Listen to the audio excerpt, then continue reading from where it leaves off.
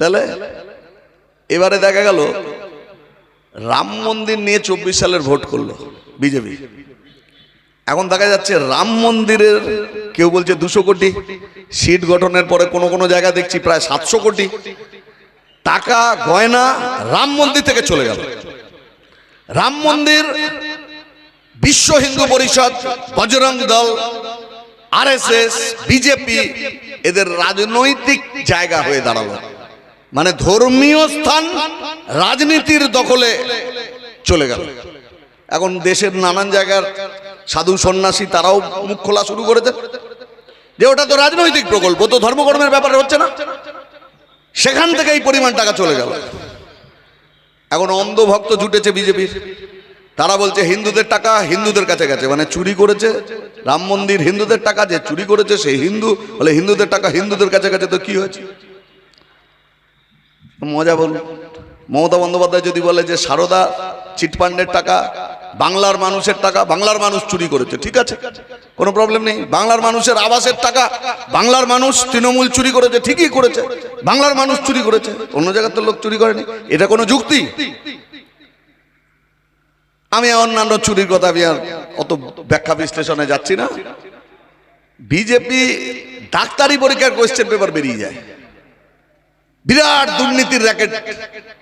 শিক্ষামন্ত্রীর পদত্যাগের দাবিতে দিল্লিতে গোটার দেশের নানান জায়গায় আন্দোলন চলছে। তাহলে দুর্নীতিতে তো এরাও সিদ্ধহস্ত। আর তৃণমূলের যে সমস্ত লোকজনকে নিয়েছে, পুরনো তৃণমূল যারা বিজেপি করছে, সব মিলিয়ে তৃণমূল আর বিজেপির মধ্যে এই সরকার পরিচালনায় নতুন কিছু নেই। তৃণমূলের লোকেরা মনে করতো যে দিদি অক্ষয় অমর, কোনোদিন হারবে না, এই ভোটের সময় মনে করেছে। ও ভাবতেই পারছে না তৃণমূল হেরে গেছে। এরাও দেখছি তেমন। আজকেই আমি একটা ফেসবুকে দেখলাম, এক মহিলা বলছে, অল্প বয়সী মেয়ে, সে বলছে আমরা এরকম 2-5 বছরের জন্য আসিনি, আমরা 200 বছর নাকি 100 বছরের জন্য এসেছি। তাহলে মজা দেখো, তৃণমূলের আকাট কতগুলো লোক এখানে তৃণমূল করতো। খেয়াল করুন, গ্রামে পাড়ায় এরা মনে করতো দিদি মানে একটা আলাদা ব্যাপার, দিদি এখানটা ছুঁয়ে দিল সোনা হয়ে যাবে। দিদি বললো এই বৃষ্টি দাঁড়া, বৃষ্টি দাঁড়িয়ে গেল আকাশে। 21শে জুলাই করতো, এই সময়টা বৃষ্টি হয়, তা দেখলো যে বৃষ্টিটা থেমেছে, বাস অমনি মাইক নিয়ে নিল, মাইক নিয়ে বললাম প্রার্থনা করলাম, থেমে গেছে বৃষ্টি। এখন আমিও যদি বলি একটু আগে বৃষ্টি হচ্ছিল, মাঠে জল, মীনাক্ষীও বলতে পারে যে আমরা বললাম বৃষ্টি থেমে গেল। এই তো নাটকবাজি, এসব করে তো কোনো মানে নেই। কিন্তু ওই আকাট তৃণমূলের বাহিনী তারা মনে করলো যে দিদি কোনো দিন যাবে না। তো মোদিও মনে করছে মানুষকে বোঝানো, ভগবানের সঙ্গে ডাইরেক্ট কন্ট্যাক্ট আছে ওর, বললো এবার ভগবানের ছেলে, নিজেকে বললো 24 সালের ভোটে। তাহলে ভগবানের যদি ছেলে হয়, ভগবানের সন্তান, তাকে হারানোর চেষ্টা করা উচিত না? ভগবানের ডাইরেক্ট লোক। তাহলে একজন মানুষ কোনখানে নামলে এই কথাটা বলতে হয়? এই বাংলায় প্রবাদ আছে, অতি ভক্তি চোরের লক্ষণ। এখন বেরোচ্ছে, বেশি ভক্তি দেখাচ্ছে, তারা দেখা যাচ্ছে ওই ধর্মের নামে, ওই ধর্মীয় মন্দির প্রতিষ্ঠান, তার টাকাই এরা চুরি করে দিচ্ছে। কার হাতে দেশ? আমাদের বাংলার মানুষ কি পেলেন? সরকার 9ই মে যাত্রা শুরু করলো, 2 মাসও কমপ্লিট হয়নি। এই 2 মাস সময়ের মধ্যে গোটা পশ্চিম বাংলা জুড়ে হকার, রেলের বস্তি, সেখানে উচ্ছেদ চলছে। যে উচ্ছেদ হচ্ছে, ভোট তো হলো হিন্দু মুসলমান, যে মানুষ হকারি করছে, রেলের বস্তিতে থাকছে, এর অধিকাংশ তো ধর্মে হিন্দু। তখন বিজেপি বলছে দেখো আমি ধর্ম নিরপেক্ষ, আমি যখন লাঠি মারছি, বুলডোজার চালাচ্ছি, তখন কোনো ধর্ম দেখছি না, একদম পিটিয়ে তুলে দিচ্ছি। হ্যাঁ, তুমি সরকারে আসবার জন্য হিন্দু আর মুসলমান হবে, যেই তুমি সরকারে চলে আসবে তখন তুমি অনুগত কাদের প্রতি?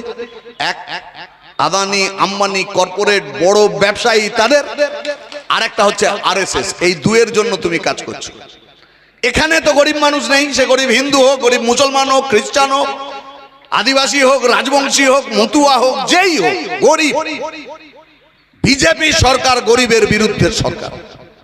বিকাশ রঞ্জন ভট্টাচার্য কালকে মামলা করতে গিয়ে হাইকোর্টে তার চোখ দিয়ে জল পড়ে গিয়েছে, কেঁদে ফেলছেন। এই গরিব মানুষকে বাঁচানোর জন্য হাইকোর্টে বিচারককে বলছেন যে এদেরকে একটু দেখুন, ক্রমাগত খারাপ কাজ করছে, কিন্তু মানুষের মধ্যে হিন্দু মুসলমান ভাগটাকে জিয়ে রাখছে। এই যে ধরুন মিড ডে মিলে বাচ্চারা স্কুলে যায়, সেই স্কুলে মিড ডে মিলের ওয়ার্কাররা রান্না করে, সপ্তাহে একদিন ডিম থাকে। এবার টাকা সরকার যদি বাড়ায় তাহলে আমাদের ছেলেমেয়েরা একটু ভালো খেতে পারবে, সপ্তাহে একদিনের জায়গায় দুদিন ডিম হতে পারে। কিন্তু ও বলছে ইসকনকে দিয়ে দেবো। ইসকনকে দেওয়ার অর্থ কি? ইসকনকে দিলে এক মিড ডে মিলের ওয়ার্কার যারা আছে তারা কাজ হারাবে, গরিব মানুষ হকারদের মতো বস্তিবাসীর মতো উচ্ছেদ হয়ে গেল। আর দ্বিতীয় হচ্ছে আরএসএস এর লোকেরা নিরামিষ খায়, বিজেপির বিরাট নেতা যারা তারা নিরামিষ খায়, এই পাড়ার ছোটখাটো নেতা না, এরা সব খায়, কিন্তু বড় মাতব্বর যারা তারা নিরামিষ খায়, খুব ভালো। আমাদের দেখবেন অনুষ্ঠান বাড়িতে মাছ মাংস হলো, তার সঙ্গে এরকম নিরামিষ খাবার খায় যারা, তাদের জন্য আবার একটু পনির ছানার ডালনা রাখা হয়, তারা সেটা খেতে পারে। কেউ একজন নিরামিষাশী মানুষকে বাধ্য করতে পারে না তাকে মাছ মাংস ডিম খেতে। ঠিক একইভাবে একজন আমিষাশী মানুষ আমাদের রাজ্যে এরাই সংখ্যায় বেশি, প্রায় অধিকাংশ মানুষ আমিষ খান, তাকে তুমি বলবার কে? তুমি নিরামিষ খাও বলে সব লোককে নিরামিষ খেতে হবে? অভিন্ন সংস্কৃতি হবে। এই অভিন্ন সংস্কৃতি মানে অভিন্ন ভাষা, মানে এক ভাষায় গোটা দেশের লোক কথা বলবে। অভিন্ন খাবার, তাহলে গোটা দেশের লোক এক রকমের খাবার খাবে। বলছে বাংলার ছেলেবেলেরা কি খাবে? রাজমা চাল। আমি রাজমা কেন খাবে? এখানে মুসুরির ডাল হয়, এখানে মুগের ডাল, কলাইয়ের ডাল, বিউলির ডাল, অড়হর ডাল। আবার কেউ যদি দিল্লিতে বেড়াতে যায়, নর্থ ইন্ডিয়া বেড়াতে যায়, সে ওই খাবে। তাহলে আরএসএস চায় এরকম। এটার শেষ জায়গা কোথায় এসে দাঁড়াবে জানেন? এক ভগবানও বানানো হবে। এই যে এত ভিন্নতা, এই ভিন্নতা রাখা যাবে না। তাহলে এদের স্বপ্নের প্রকল্প হচ্ছে যা, তা হলো একটা ধর্মের রাষ্ট্র তৈরি করা। এটা কোনো প্রগতিশীল ভাবনা না, আধুনিক ভাবনা না। আফগানিস্তানের তালিবান, বাংলাদেশের জামাত, কি পাকিস্তানে এই ধরনের আইসিস বা এরকম মৌলবাদী যে শক্তি, তারা সেখানে একটি ধর্ম তার হাতে দেশকে তুলে দিতে চায়। কমরেডস এবং বন্ধুগণ, আজকে যারা এই সভায় এসেছেন তাদের সকলকে আমাদের পার্টির পক্ষ থেকে অভিনন্দন জানাচ্ছি। এই কটা মাস আগে, সময়ের হিসেবে কত, 1.5 মাস 2 মাস আগেই আমরা রাজ্যের সমস্ত জায়গার মতো হেমতাবাদেও নির্বাচনী প্রচার করলাম।